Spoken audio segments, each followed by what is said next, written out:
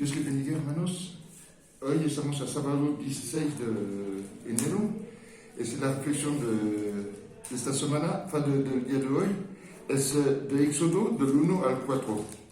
Vamos a repasar rápido el principio del 1, porque ya es muy grande. Y dice la palabra de Dios que como en el capítulo 1, versículo 7 dice: y los hijos de Israel fructificaron y se multiplicaron y fueron aumentados y fortalecidos en extremo y se llenó de ellos la tierra. Si nos acordamos en los capítulos anteriores, ya que su familia de José llegó a la tierra de Egipto, a la tierra de Gosén, ellos vinieron con sus padres y todos sus ganados, sus criados, y estaban 70 personas. Y ahorita ya dice que ya se multiplicaron en gran manera y fueron aumentados y llenaron toda la tierra. El 8 dice: y aquí el pueblo de los hijos de Israel es mayor, es más fuerte que nosotros. Es que pensaban los egipcios. Ellos ya se multiplicaron de tal manera que cuando el pueblo de Israel salió, casi salió 600.000 personas. C'est-à-dire que c'est un nombre muy grande d'un pueblo que vino de 70, salieron más de 600.000 personas d'Egipto. Ce que nous da ce que vemos después, dice el versículo 13, los egipcios hicieron servir a los hijos de Israel con dureza. 14, y amargaron su vida con dura servidumbre en hacer barcos y ladrillos y en todo labor del campo y en todos sus servicios, el cual les obligaban con rigor. El 15. Y habló el rey de Egipto a la partera de las hebreas, una de la cual se llama Cifra y otra Fua, y le dijo: cuando asistes a la asamblea de sus pactos y vea el sexo, si es hijo, mátalo, y si es hija, entonces viva. Vemos como todo empieza, la persecución empieza de Egipto. Después vimos como Dios ya mató todos los primogénitos de Egipto, y después vimos con Herodes, como Herodes, por matar a Jesús, mató a todos los niños menores de 2 años. La historia siempre es un círculo así, todo se enreda así. La historia se repite a cada ratito. Y vemos después en el versículo 2, en el capítulo 2, perdón, ya el nacimiento de Moisés. Y como dice que ya su mamá lo escondió 3 meses y después ya no pudo esconder más. No es casualidad que ella le escondió 3 meses. Cuando ella lo dejó aquí a la ronquilla, así, en el río, ella lo hizo a lo mejor con un propósito, sabiendo cómo la hija del faraón se va como a bañar en el río.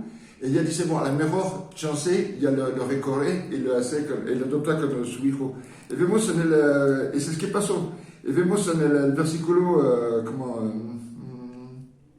el versículo 10 dice: y cuando el niño creció, ella lo trajo a la hija del faraón, la cual lo prohijo y lo puso por nombre Moisés, diciendo: porque de las aguas le saqué. Prohijo quiere decir que le hizo como hijo suyo. Vemos que Moisés, a partir de este momento, no fue criado como un hebreo, como un esclavo, fue educado como un príncipe de Egipto. Así con otro príncipe, otro hijo de Faraón. Y dice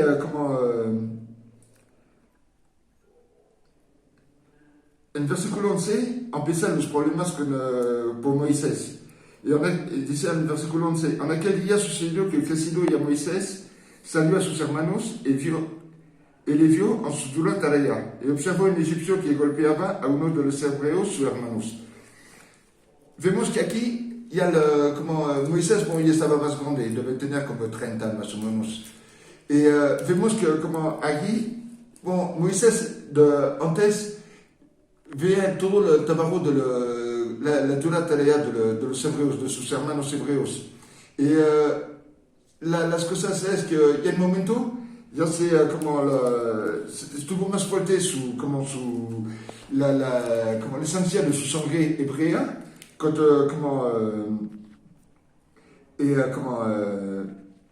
dice el versículo 11, entonces miró a todas partes y viendo que parecía nadie, mató el Egipto y lo escondió en la arena.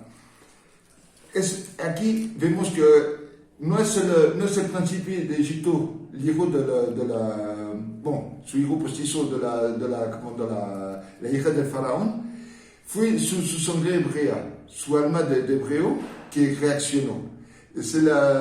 A veces uno dice, ¿cómo es posible?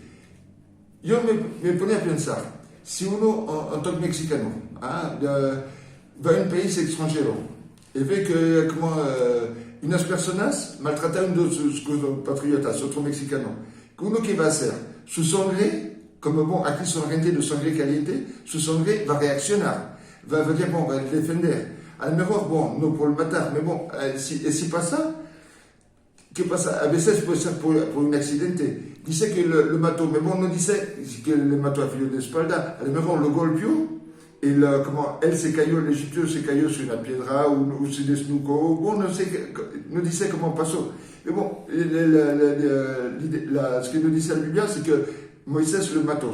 Y la pregunta es, ¿cómo, después de eso, cómo se siente Moisés? Dice y el versículo 13 dice, al día siguiente salió y vio a 2 hebreos que reñían, entonces dijo a él que maltrataba al otro, ¿por qué golpea a tu prójimo? El 14, y él respondió, ¿quién te ha puesto a ti por príncipe y juez sobre nosotros? ¿Piensas matarme cuando mataste al egipcio? Entonces Moisés tuvo miedo y dijo, ciertamente, este ha sido descubierto. A veces hay gente que, no solamente por matar, pero uno hace una mala acción. Por ejemplo, robó, porque no sabe por qué uno roba a veces. A veces uno por hambre, a veces uno por maña. Pero a veces, y siempre hay la gente que te va a recordar lo que tú hiciste en el pasado. Siempre, mira, porque antes te gustaba la parranda, te gustaba todo eso, y ahorita ya te cambiaste, ya la gente te juzga, porque cuando uno conoce de Cristo, la gente cambia, cuando conoce a Dios, la gente cambia. Y vemos más tarde,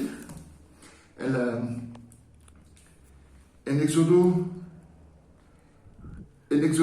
3, el capítulo 3, vamos a empezar del 2. Moisés fue al desierto, se escapó de Egipto, se fue de Egipto, porque el faraón quería matar, y él se escondió en el desierto. No, a lo mejor no por cobardía, como uno piensa, pero uno teme por su vida, y Dios tiene un propósito con Moisés.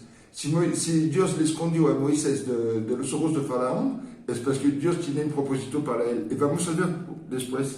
Y dice aquí en el capítulo 3, versículo 2, y se le apareció el ángel de Jehová en una llama de fuego en medio de una zarza, y miró y vio que la zarza ardía en fuego, y la zarza no se consumía.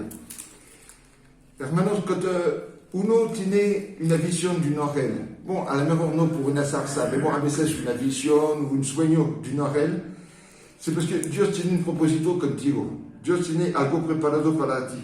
Y uno dice, no me siento preparado, no me siento así. Si Dios te mandó un ángel, c'est parce que Dios te ha preparado. A lo mejor tú no te das cuenta, pero Dios te ha preparado por las cosas que tiene para ti. Y dice, en el versículo 7 dice, dijo luego Jehová, bien ha visto la aflicción de mi pueblo que está en Egipto, y he oído el clamor a causa de sus extractores, pues he conocido su angustia. He descendido por librarle de la mano de los egipcios y sacarlo de aquella tierra, de una tierra buena y ancha, a tierra que fluye leche y miel. Y aquí, vemos que ya Dios le da la explicación a Moisés, le da el porqué le escogió a él. Y Moisés dijo, en el capítulo 13, Moisés dijo a Dios, y aquí que llegó, y a los hijos de Israel, y le digo, el Dios de vuestro padre me ha enviado a vosotros, y si ellos me preguntan cuál es su nombre, ¿qué le responderé? En el versículo 14 dice, y así empezamos a conocer el nombre de Dios. Y respondió Dios a Moisés, dice, yo soy el que soy. Y dijo, así dirá a los hijos de Israel, yo soy, me envía a vosotros.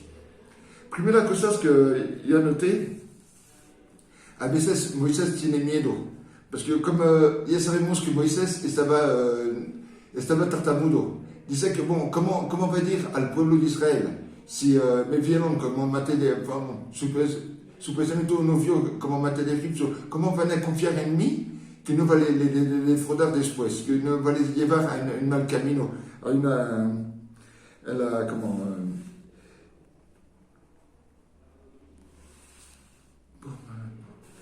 y aparte, unas cosas que quiero remarcar, hay dos palabras a la Biblia, es temer y temor. El temer es la angustia, el miedo, las cosas espantosas. Y el temor es el servicio a Dios. Si uno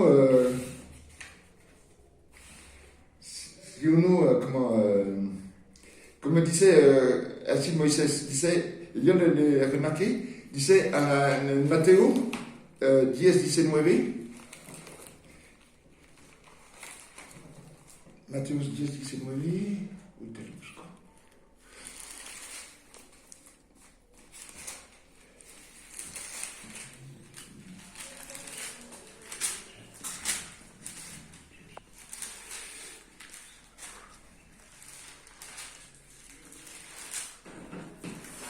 Dice,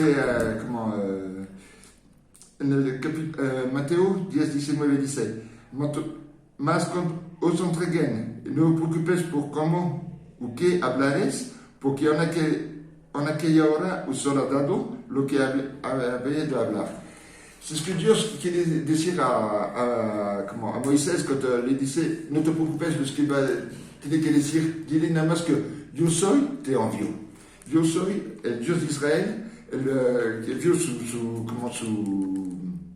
persecución, su afán todos los días, ver cómo le tratan, y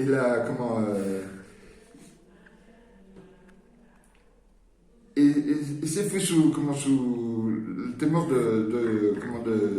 de Moisés, de no poder decir al pueblo cómo Dios quiere actuar con ellos. Aparte, bon, el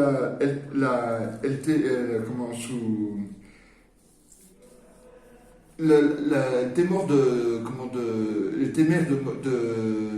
de Moisés es la desconfianza que puede tener el pueblo hacia él. Vamos a ver en Malaquías 3, 17 y 18.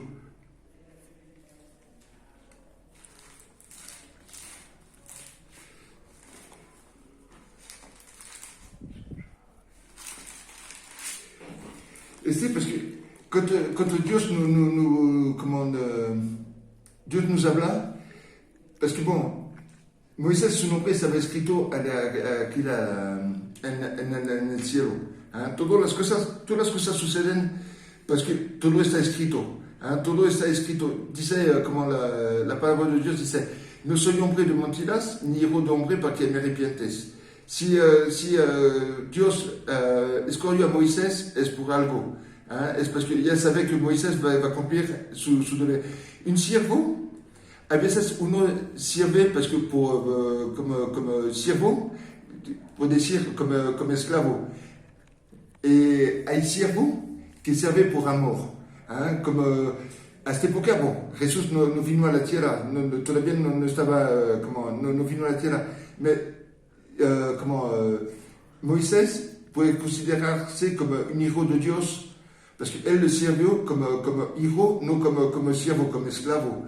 Bien que Dios le dice, bon, tiene las cosas que hacer, parce que bon, nosotros tenemos la Biblia por ver todo eso, mais a esta época ya no había la Biblia. Ellos no tienen los libros que tenemos nosotros ahorita por comprobar y ver todas las cosas. Y como dice, como en Malaquías 3:17, dice, y será para mí especial tesoro, así ha dicho Jehová de los ejércitos. En el día en que yo actué, y los perdonaré como el hombre que perdona a su hijo que le sirve. Dios no le tuvo rigor a Moisés por haber matado al egipcio. Él se dio cuenta que a lo mejor fue un accidente. A lo mejor dice, bon, yo sé que él le hizo, mais bon, para un bien, por salvar una vida. Entonces, el versículo 18 dice, entonces volveré o discerniré la diferencia entre el justo y el malo, entre el que sirve a Dios y el que no sirve. Hermanos, si vamos a servir a Dios, vamos a servir de corazón. Vamos a servir como hijo de Dios, no como esclavo, como alguien que está obligado. No somos esclavos, somos siervos, mais siervos como hijo de Dios. Esa es la reflexión de hoy. Quiero agregar que fue algo impresionante. Cuando uno empieza a escudriñar la palabra, bon, ahorita fue nada más un resumen de lo que Dios me habló. Pero cuando uno escudriña la palabra, hay muchas cosas detrás de las palabras. Hay muchas cosas que tenemos que descubrir. Tenemos que escanear todas las palabras, saber que Dios esconde atrás de las palabras. Y si uno, meditando a la palabra, reflexionando sobre la palabra, Dios va a dar la respuesta a todas nuestras dudas. Es todo por hoy. Dios le bendiga y hasta la semana que otra. Gracias.